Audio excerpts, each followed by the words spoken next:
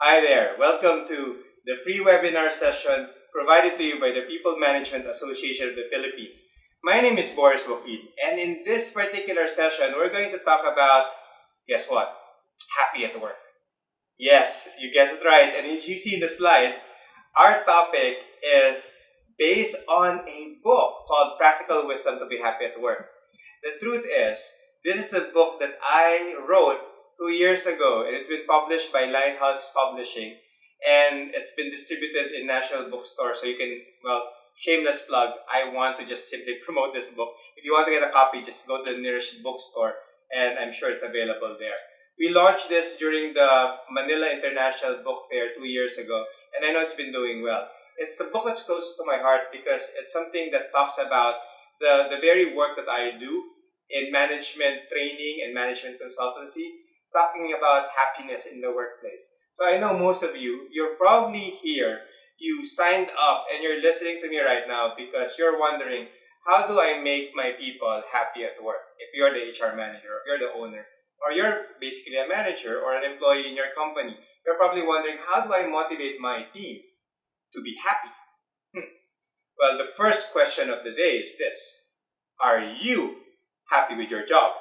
Tanungin mo yung katabi mo, masaya ba siya sa trabaho niya ngayon? Okay? Kung galing sa ilong ang sagot niya, hindi siya ganun kasaya. But here's the thing. Okay lang maging unhappy. Sabi mo nga sa katabi mo, it's okay to be unhappy. Yes, you heard it right. Okay lang maging unhappy. Hindi naman kailangan parating maging happy ka. I mean, if I'm gonna be honest, may mga pagkakataon talaga na happy ka sa work mo. May mga pagkakataon talaga na hindi ka ganun ka-happy. Minsan it's a roller coaster ride. And what we need to identify is that it's not dependent on whether you are fulfilled or satisfied with your work. It's actually circumstantial. Tingnan niyo itong chart na to. In this particular chart, we show you that happiness is relative to time. Meaning, kapag nagsimula ka sa work mo, normally you begin with a state which what we call possibility. And possibility means ang taas pa ng propensity mo to actually feel satisfied or happy with your job. Now, possibility is where we all begin, whether it's a new promotion, a movement or a change in department, or whether you're simply given additional responsibilities. The possibility is high.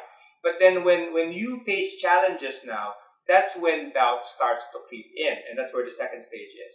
Nagkakaroon ka na ng pagdududa o pag-alinlangan sa trabaho mo. And if that continues further, that doubt will be a spiral downward movement to what we call agony. Now, agony is when you actually feel depressed. Whether you are frustrated with your work or things are not going your way. And when that continues, medyo mahirapan ka nang makarecover from that. But here's the good thing. That particular situation normally don't last. We actually have what we would call epiphany. Epiphany is a stage where you have an aha moment, a revelation. Bigla ka natauhan. I'm doing this for my family. I'm doing this for my children. Kailangan ko yung sweldo ko sa kinsenas siya katapusan. So from that realization, bigla ka mag-bounce back. Or when you realize that I like my boss is mentoring me. Or it could be a realization that I find satisfaction in getting the projects done, in getting my clients satisfied with my work. And that's enough for me to actually bounce back and continue doing what I'm doing.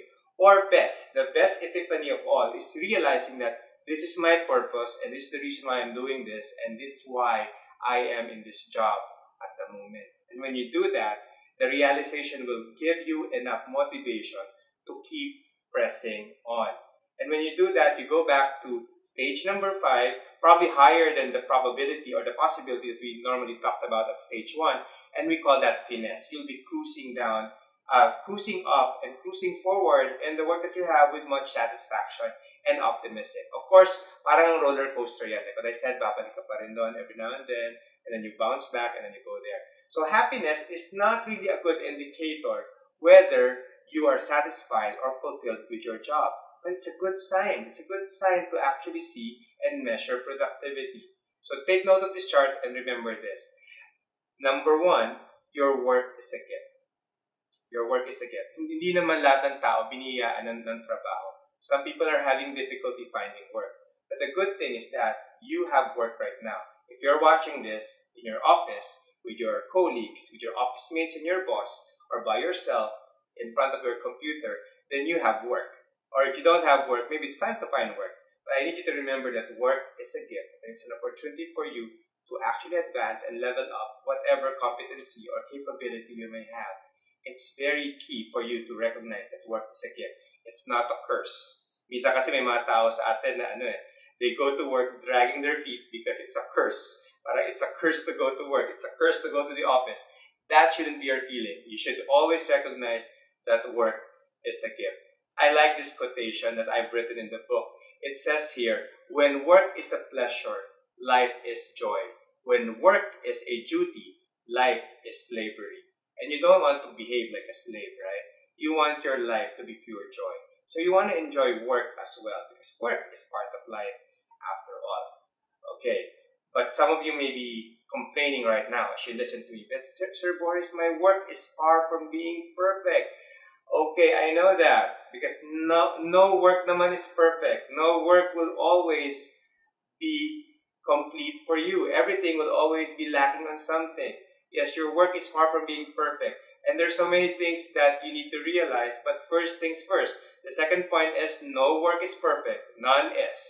So work is a gift. Second is no work is perfect. Like, for example, you may think na kapag nakarating ka na sa mataas na posisyon, okay ka na-promote ka na and all that. But I need you to remember, not all high positions are desirable. Just like this slide that you're seeing right now. Some high positions are actually scary, and you don't want to be caught in that scary position.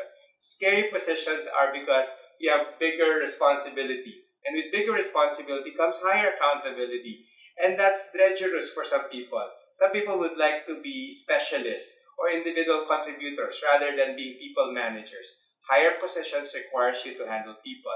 And sometimes in work, it's not really more the task that's problematic, it's really how you manage people. So not all high positions are desirable. And sometimes it can even be a cutthroat environment where you are actually pressured and stressed all the more because of that high position. Second, not all big companies are exciting. Most employees, they desire to move from one company to another, hoping that they will hit that multinational and actually have an entry-level position there or a promising career in that particular big company. Not all big companies are exciting. Some of them can be very crowded, and sometimes if it's crowded, you get lost in the crowd. Ayaw mo naman nun. You will hardly be noticed, even if you're talented. Sometimes it's advisable to work in small, medium-sized enterprises or in companies that allows you to actually explore and experiment your own skills and talents. May mga may mga stages yan eh. Maybe when you have gained enough experience, maybe it's good to move on to a bigger company where you can be promoted as a manager or a senior officer. So not all jobs in big companies can be exciting. You can actually be drowned if it's too big. And here's another thing. Some people who are starting their businesses or some people who are running and heading companies, they thought that big partnerships are stable and ideal. Well, not everything are stable. Not everything is ideal. Some big partnerships can actually swallow you alive. So also, that's not a desirable thing. When we complain and think that our work or business or our job is far from being perfect, meron tayong picture ng ideal, perfect vision of our work.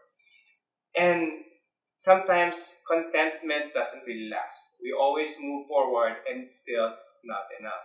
So consider these realities that you are facing also. And you may also think, some of you, my job is really the worst. Well, consider this slide. Look at this person and look at her job. Whose job do you think stink the most? Yours or hers? Siyempre yung kanya. So be grateful with what you have. Not all jobs are made perfect, but some jobs are perfect for you for this particular moment, for this particular stage in your career. Some people naman in sales would say that, just imagine, there's so many pressure given on me just to hit my target. And when you hate it, when your teammates or your boss want you to hit your quota, just imagine if you have the job of this person whose survival is dependent on whether his teammates will be hitting the target or not. There you go. Diba ang hirap din ang katayuan niya? So your job is probably better than his job. So just think about it. Your job is just perfect for you at this particular moment in your career. So okay lang yan. So maybe the question that you have right now is, what in the world am I doing in this job? And is there a meaning to this? Is there a purpose for this? Most employers are looking at two particular things only in people's performances. And let me tell you those two things: productivity and commitment. I'm going to show you a video that actually explains those two main points. And it's going to take around 2 to 3 minutes to watch this video. So I want you to watch this video first, and then I'll come back and explain it to you.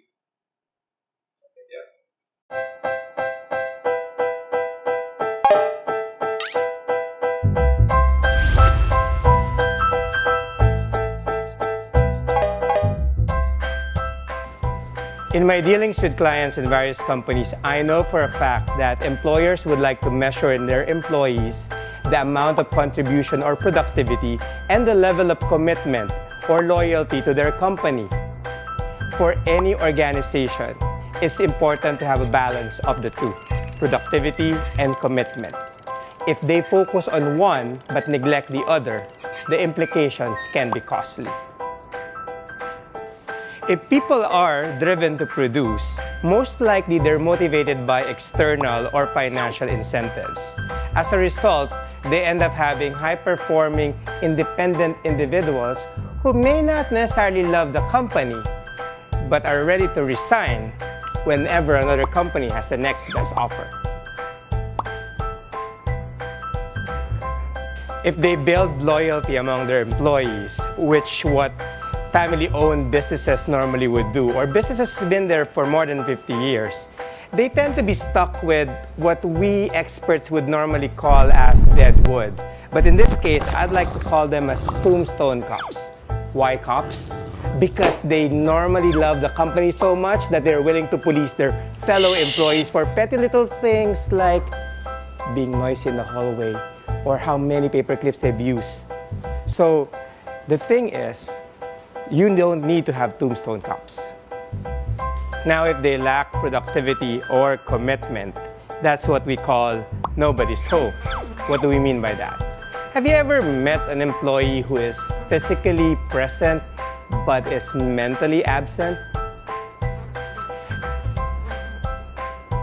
When they practically drag themselves to going to work, or to begin with, they never really like the job.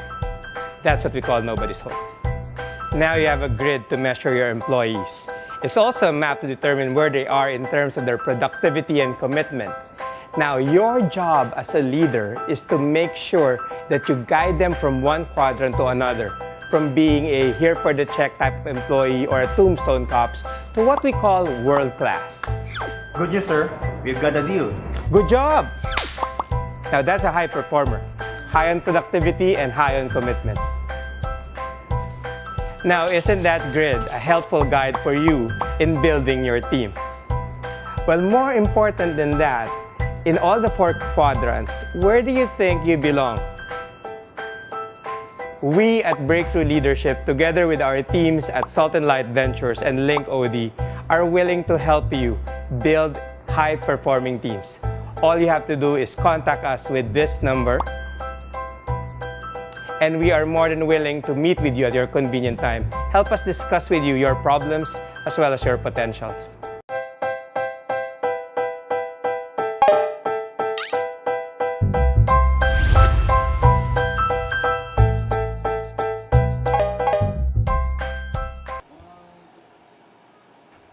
I hope you enjoyed that video. We'll discuss that video in more detail after we take a few minutes break. Pwede ba yun? We're just gonna take a few minutes break, and my friends from PMAP are just gonna make some announcements, and then I'll come back and talk to you about the content on the video that you watch. Okay?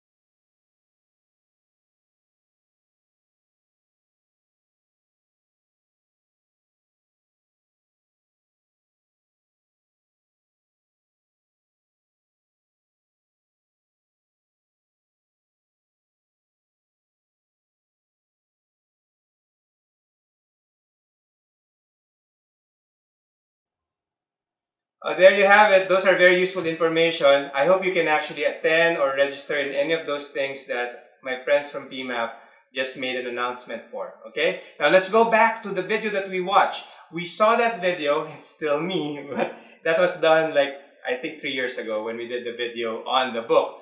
But you saw there a chart, right? And I'm going to show a chart right now. And this chart shows you that there are two areas, again, that employers are actually looking for. And therefore, these are also the two key result areas that we are normally measuring when it comes to performance. The first one is productivity. So you can see in the chart it actually goes from the vertical side. And then the second one is what we call commitment. And commitment is on the horizontal side. And you see there high, low, and high, low. Okay, productivity refers to the amount of output, outcome, and results generated by the person. It's the person's effectiveness and efficiency in delivering the desired results. That's productivity. Commitment, on the other hand, is the level of loyalty that an employee may have on the employer, the job, or the task or project at hand. Commitment also refers to the level of engagement and level of confidence that a person may have on the task or job that he is supposed to fulfill. Now, you need to put them together so you can have quadrant number 4, which is what we call world class. But normally, the combination is not always high on both areas. Sometimes, people are high in productivity but low in commitment, and that's what we call here for the check. Anybody who's watching right now, listening, who thinks that he or she belongs to that category, okay, just keep it to yourself. You don't have to tell it to your colleague. Baka katabi mo, boss mo. So if you're here for the check, that's normal. I mean, we're all here for the check din naman. We're here because we want to earn our salaries, right? But the problem with people who are so high in productivity but low in commitment is that they may jump from one job to another. And we see this phenomenon happening among the younger generation working in call centers. They see an attractive offer somewhere else. They resign and then they move on. So it's very fortunate for some companies to actually keep some of their good employees for a maximum of 3 to 5 years. But otherwise, people are moving from one job to another for a year or even less because they're here for the check. They're high in productivity, but they're low in commitment. And what we need to encourage there is people's engagement to the company. They need to feel the connection. They need to feel the belongingness. So they would actually develop more commitment. The third quadrant is actually high on commitment but low in productivity. And what do we call that? We call that tombstone cops. In the video a while ago, it was explained that tombstone cops are people who are probably so dedicated to the company that they're willing to police their fellow employees. Ano ba yung tombstone sa Tagalog? Lapida, di ba? So people can actually be productively dead in this particular area, but their commitment is high. Maybe they're tenured individuals. They've been in the company for so long. They're probably the ones who are acting like the semi-owners of the companies. Sometimes ang tawag namin dyan demigods because ang tunay na Diyos ay yung mga may-ari ng kumpanya at yung mga demigods, ito yung mga nagjo-Diyos-Diyosan lamang in your company. So they may actually be authoritative at a certain extent, but their productivity level is not really that high, or their performance is not relevant anymore. They don't know the latest software. They can't even cope up with the digital requirements of the job. So that's the problem there. So what we need to do is equip them, tool them, so that we could increase their productivity because commitment is already there. So you can see that in these 4 quadrants, you can actually belong in any of them. Of course, the first one is really a troublesome category kasi kung nandyan yung mga employees mo o nandyan yung mga ka-teammates mo, they're neither committed to the job, neither are they producing quite good work. The real question that we asked on the video a while ago is that which of the following quadrants do you belong to? Now, don't get worried. I mean, it's just normal to be on quadrant number 2 or quadrant number 3. Your goal now is that maybe because you're unhappy with your job, kaya ka nasa quadrant number 1. Quadrant number 2. Or maybe because you've been there in your job for a long time that you just settled a false sense of contentment. That's why you're in quadrant number 3. We need you to motivate yourself so you can move yourself to quadrant number 4 or find ways to engage yourself. But if you're the manager or you're the HR person, Your role now is to make sure that you move people from one quadrant to another to ensure high performance. Now, how do you do that? That's where Happy at Work comes in. We want to teach you 2 time-tested strategies that actually allows you to be high-performing by increasing your productivity and increasing your level of commitment. The first strategy is what we call a sense of mission. Sense of mission. Ano ibig sabihin nun? The sense of mission means you need to have the vision, the direction given to your people so that they would be inspired by the direction given. Sabi nga ni Simon Sinek in his famous book, you begin with a why. Start with a why. If people know their why, they know their way. They can find their way if they know their why. Most mistakes that leaders and managers commit is when they challenge their people to do something, they fail to explain the why. They always tell them the what and the how to do it, what do you need to do, but they never tell you why they need to do it. And there's so many case studies that I probably don't have time to share with you, that some systems failed. There's some consequences of productivity going down because people fail to encode, people fail to comply, and people fail to meet up the requirements needed by the new system or process. And that became so costly for the company. But if you begin with the why, people are more motivated. Just imagine yourself in a meeting where you don't even know the agenda of what's being discussed. Di ba nakakalito? Parang, bakit naman pinag-uusapan to? So sometimes it's good to backtrack and tell your boss, sir, what's the objective of this meeting to begin with? And maybe, just maybe, people will be more motivated to share, discuss, and brainstorm, and even participate in that meeting. So the strong sense of mission is key. And I'm going to go back there in a while because this has everything to do with purpose, and purpose is very important. The second strategy is a strong sense of membership. Okay, your strong sense of mission actually builds productivity more with combination to commitment because you're committed to a sense of purpose. Strong sense of membership builds commitment primarily, and then a strong sense of productivity. Membership means engagement, equipping, retooling, and even empowering. So when you feel that you belong, you actually feel that you have everything that you need to do a good job in the task that you have. So a good sense of membership. In order to be happy with your work, there's essentially 3 R's that you need to remember. 3 R's. Your role and your relationships. A lot of people, they focus on doing a good job in their role. And that's good. That's increasing your productivity. And once you do that, you can be a very driven person. You get to achieve whatever you want. You make things happen. You reach your target. You achieve your quota. Your role is primarily your goals. And a lot of us accomplish our goals so easily. But the other end of the spectrum is relationships. Relationships is our sense of belongingness. It's our accountability. It's knowing that we're part of a community or a family. It's a sense of matching things with people who are actually doing the same things. You know what the saying goes, birds of the same feather flock together. So if you know you are like-minded with certain individuals, you actually work and gel well with them. So role and relationship should be balanced together. Some people overdo the relationships, but at the end of the day, wala naman sila masyadong na-accomplish. That's also not good.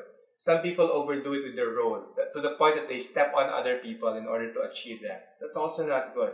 A good balancing act between the two allows you to achieve what we call, another R, results. Results is actually you being successful in what you do. And that's what you want, right? You want to be successful. One way to be happy is to be successful in the job that you have right now. And you can only be successful if you can be good at your role and you can manage your relationships so you can achieve the desired results that you want in your company and in your personal life. So remember these 3 R's, okay? And that's also the reason why we want you to have a sense of purpose, a sense of mission, understanding your why. I mean, it's just basic human psychology. We all need to know our why in order to fulfill our roles better, build relationships in a more humane way, and achieve our results in a very strategic way as well. It's a no-brainer. People all over the world would like to know their why. I mean, even as a child, diba, those of you who are married here with kids, raise your hands if you are. If you have children, what would your children normally do? They would normally ask you why, right? Makukulit ng mga bata ngayon. I have kids as young as 10 years old. And my youngest daughter would always ask us why. Parang sila nagtatanong, bakit daddy, bakit? Ang mali natin mga parents, pag nagtanong sa atin ng bakit, ang madalas natin sinasabi, basta. So, ang nagtanong sila ng bakit, ang sinasabi natin, basta. Sumunod ka na lang. Psychologically, it has an impact in their mind. It has an impact in their well-being. Even for grown-up adults, when they ask why, you need to give them the way. You need to tell them why they're doing it, and you need to motivate them that the reason why they're doing it actually helps them achieve the results that they want to do. It's just basic human psychology. And that's why there's a lot of advertisements out there that actually focuses on what drives you. Remember this gasoline station that says, ask the questions, what drives you? That's Caltex, right? And you have this particular coffee product called Nescafe that actually asks the same question in Tagalog. Sabi niya, para kanino ka bumabangon sa umaga? And that's also another question of why, of purpose, of vision, and reason. And if you remember this best-selling book called The Purpose-Driven Life, this is authored by Rick Warren. And I don't know if you know Rick Warren, but Rick Warren is not a marketing, an HR, or a CEO. He's actually a pastor. He's a pastor of a church called Saddleback. The church to begin with is a big congregation. They have about, at that time of the publishing of the book, about 4,000 members, I guess. But I think they now have 10,000 members. So the book alone was meant for the church. Do you know that the original title of the book was Purpose-Driven Church? That was really meant for their congregation. But the publisher, Thomas Nelson, encouraged him to actually come up with something generic. But it's still the same content in essence. So he came up with a title called Purpose-Driven Life. And you know what? It sold like hotcakes. Everybody was buying this book. It made Rick Warren so profitable as an author that his royalty payments for the book can almost afford him to buy an island in the Caribbean. So isn't that interesting? According to Guinness Book of Record, this book, the hardbound edition, is the #1 best-selling hardbound book in all of human history. So it only goes to tell you that people are hungry for their purpose. Strong sense of mission, strong sense of membership. You need to begin with a sense of mission. You need to be able to tell your people why they're doing what they're doing.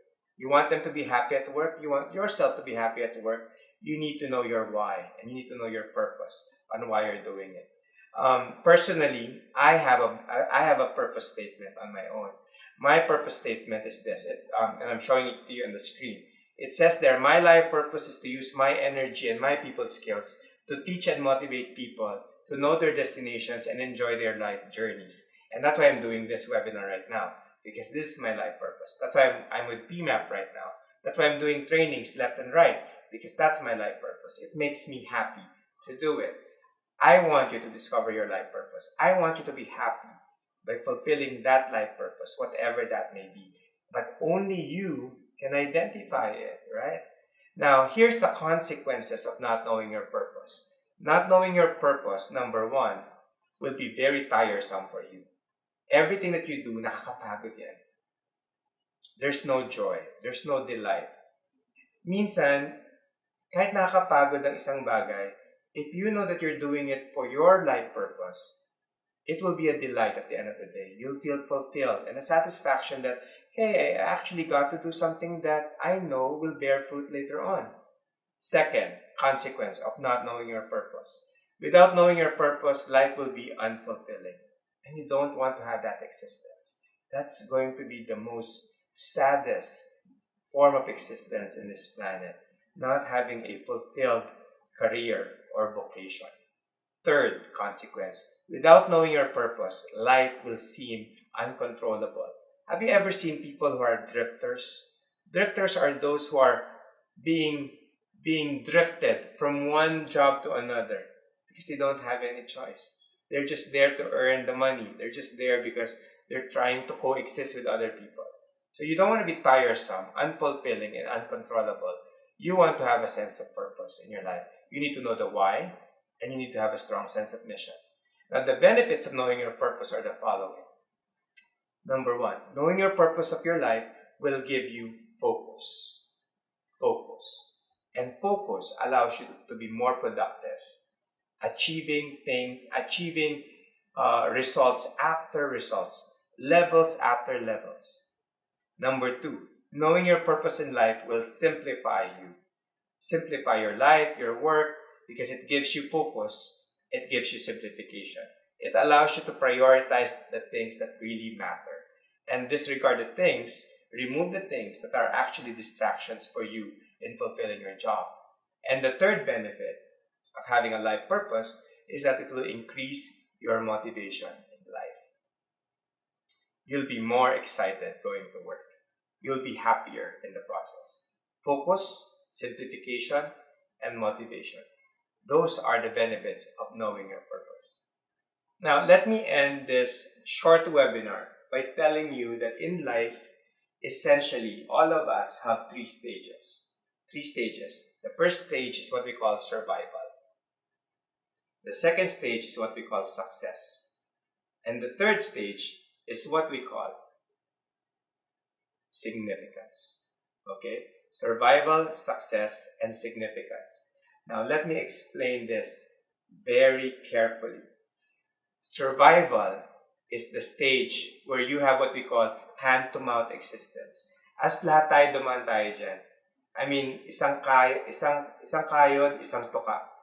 Ganun ang pamumuhay natin. I mean, we start from the very entry level in any job, right? Basic pay, basic salary, basic wages. And we're just trying to make both ends meet. That's survival, and that's okay. But the funny thing is, even if you increase your salary, even if you get a better job somewhere else, if you don't have a sense of purpose, you will still be in the survival mode. Because what you need to graduate from and graduate to is actually what we call the success stage. Now, let me define success here. Success is defined in two ways. Number one, success is when people add value to you. Let me repeat that. Success is when people start adding value to you. Because at first, if you're one of the production line employees, you're probably counted, but you're not necessarily valued. But success means that people start adding value to you because of your credibility, your expertise, and your experience, and your credential. And that's what success means. But another definition of success, and I want you to take note of this, success is you owning your time. Let me repeat that. Success means ikaw ang may-ari ng oras mo. A lot of people will think that wealth is the measurement of success. Yes, to a certain extent. Pero kung alipin ka pa rin ng isang malaking korporasyon, kahit na ikaw ang CEO, hindi ka pa rin successful nun. Success means you own your own time. You can leave whenever you want, you can come whenever you want, or at best, ikaw ang nag-arrange ng oras mo every day. And you can spend more time with the things that really matter, the things that you can really prioritize, like your purpose, your business, your family. So whatever that is, that's the true meaning of success. And you can only have that if you are focused on a particular purpose that drives you.